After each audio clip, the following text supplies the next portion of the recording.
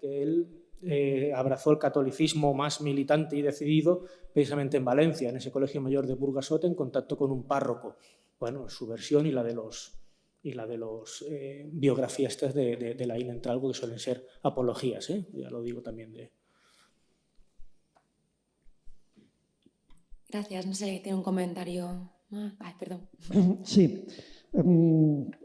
A ver, esta tarde hemos asistido a un repaso historiográfico excepto a intervención de Miguel Ángel, de personajes.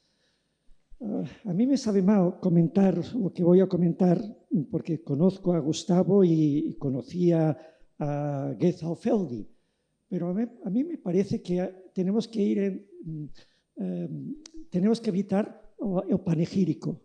Y a mí personalmente, yo siento decirlo que la intervención, que también me sabe mal porque no está en pantalla para poder discutir con él, pero la intervención de Gustavo tiende mucho panegírico. ¿Qué nos aporta en la historia de la historiografía este homenaje merecidísimo a Gethalfeldi? ¿Qué sabemos de sus ideas políticas? Que no tenía tendencia a manifestarlas, pero que sin duda las tenía, que tiene una historia social de Roma que valdría la pena analizarlas. No caigamos en el panegírico vayamos más allá del panegírico, merecido muchas veces. Vayamos al fondo de las ideas políticas, pero también de las ideas historiográficas. Gracias.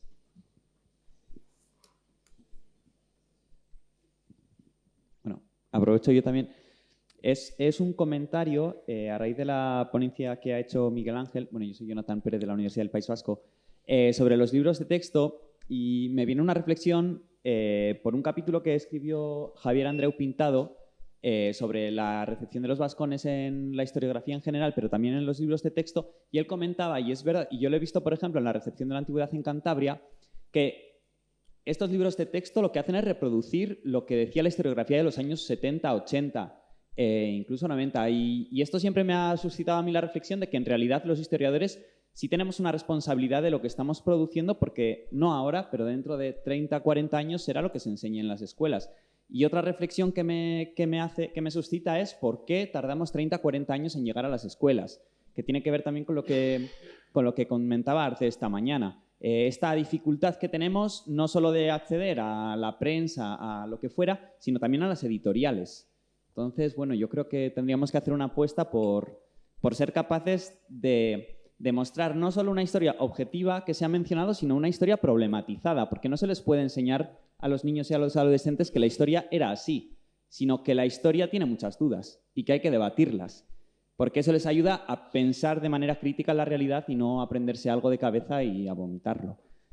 Y esta era mi reflexión. No sé si Miguel Ángel tiene algún aporte que hacer. Ya sé que las cronologías son más antiguas, pero... Ah, no está conectado. Bueno, pues yo lo dejo ahí. Vale, tengo otra pregunta detrás.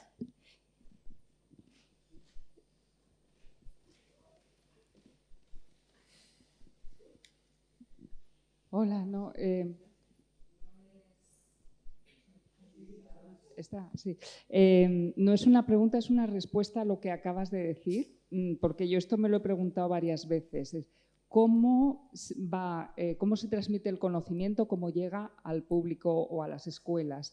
Y yo creo que es a través de los que están estudiando en la universidad, entonces tardan varios años en llegar, entonces a aprobar oposiciones o lo que sea, a empezar a ser importantes, lo suficientemente importantes como para escribir libros, y entonces repiten aquellas ideas que han aprendido en la universidad. Y por eso hay ese decalage, ¿no? Esa falta de esos años que están entre que las ideas se expresan y después pasan, por ejemplo, a los manuales escolares. Y esto lo he visto con otras cuestiones, ¿no? Bueno, ya está. Gracias. En relación a este tema, no es posible contactar para redactar esos... Yo lo pregunto también porque yo también he visto he presenciado en directo dando clases de los manuales desfasados en la actualidad, ¿no? Sobre Roma e incluso cualquier época, sobre la antigüedad en general.